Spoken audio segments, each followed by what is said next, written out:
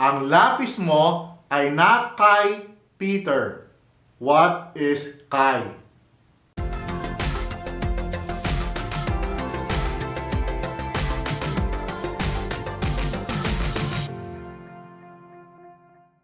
Kumusta po kayo? Welcome back to my channel. Let's Go Tagalog, the channel that is dedicated in guiding you in your journey in learning a beautiful language, Tagalog, the language of the Philippines. I am back to continue our discussion on Group 3 personal pronouns, which is part of a huge topic, the Tagalog personal pronouns, which I have been talking about since episode 21. If you have been watching my videos, you know that the Tagalog personal pronouns are divided into three main groups, which linguists call by different names. But in this channel, we will just simply call them Group 1, Group 2, and Group 3 because it's less complicated. And you know that there is sort of a Group 4, but that is a topic for another day. In this video, we are continuing our discussion on Group 3 personal pronouns, which is used in the following instances: to express possession or ownership of something, to express relationship between two people or with a living thing, to express location of something, which is the topic of this video, and its use as the object of a sentence. If this is your first time watching my channel, or if you wish to review, please check out my playlist and check out the videos labeled personal pronouns. In the last video, we have learned of these sentence patterns. Ang lapis mo ay nasa akin. Nasa akin ang lapis mo. Your pencil is with me, or I have your pencil. These patterns, in formal and in casual forms, use personal pronouns to convey ownership of an object. In this case, mo, your, and the location of that object, in this case, nasa akin, or with me. But what if you want to replace them with a proper noun or names of people? Well, it's possible, but it will only work in the third person. Let's start by replacing the personal pronouns with proper nouns to indicate ownership of an object. Let's go. Let's use these sentences.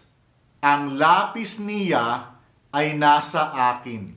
Nasa akin ang lapis niya. His or her pencil is with me, or I have his or her pencil. These will be converted into ang lapis ni Marie ay nasa akin. Nasa akin ang lapis ni Marie. Marie's pencil is with me, or I have Marie's pencil. Ni is the indirect marker to indicate ownership of a person corresponding to the English of. So, ni Marie means of Marie or Marie's. The plural form is nina. Let's take a look at these examples. Ang mga lapis ni na Marie at Ariana ay nasa akin. Nasa akin ang mga lapis ni na Marie at Ariana. Marie's and Ariana's pencils are with me, or I have Marie's and Ariana's pencils.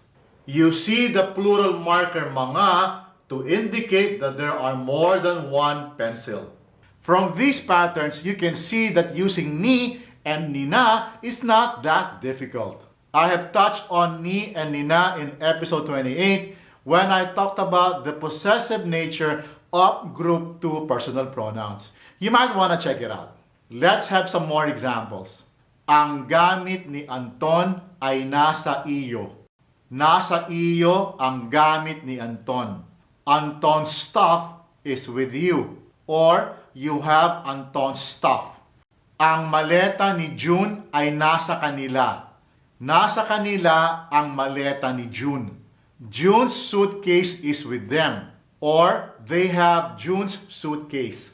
Ang mga laruan ni Peter ay nasa amin. Nasa amin ang mga laruan ni Peter. Peter's toys are with us, or we have Peter's toys. Ang mga litrato ni Tess ay nasa atin. Nasa atin ang mga litrato ni Tess. Tess's pictures are with us, or we have Tess's pictures. Ayos ba? Now, what if the location is changed from a personal pronoun to a proper noun or a name of a person? What happens then? Well, this happens. Ang lapis ni Marie ay na kay Peter. Na kay Peter ang lapis ni Marie. Marie's pencil is with Peter. Peter has Marie's pencils. Ang lapis ni Marie ay na kina Peter at June. Na kina Peter at June ang lapis ni Marie. Marie's pencil is with Peter and June. Or, Peter and June have Marie's pencil. There is a long explanation on na kay and na kina, but I will talk about them extensively when we dive deeper into Tagalog markers. There's quite a few of them and they deserve their own chapter. For now, just be aware of these patterns so you can start constructing your own simple Tagalog sentences. Be also aware that you can also use them in the third person.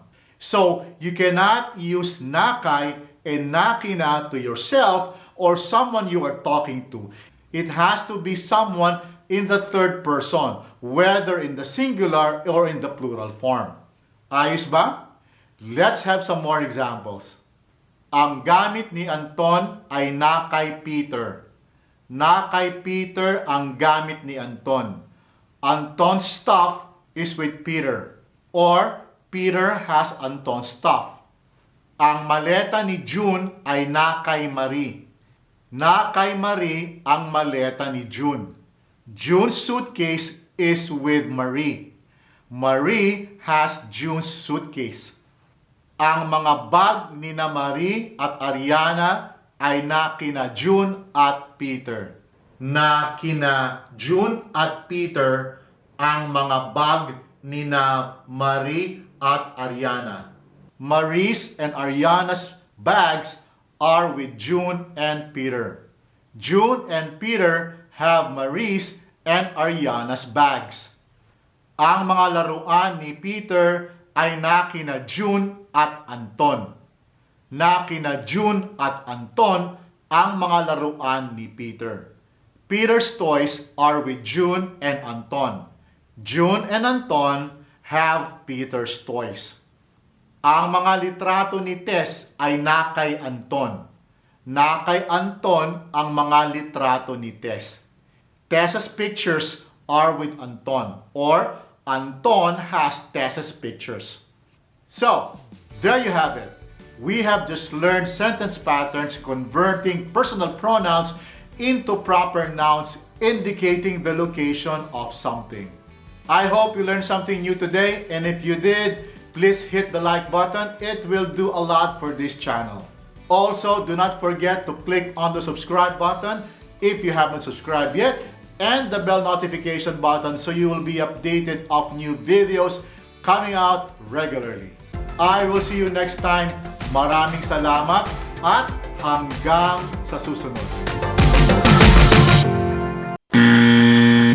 There you have it. We have just learned Tagalog. Oh my goodness. Tabingi. Ngayon ko lang napansin. Tabingi. Shucks.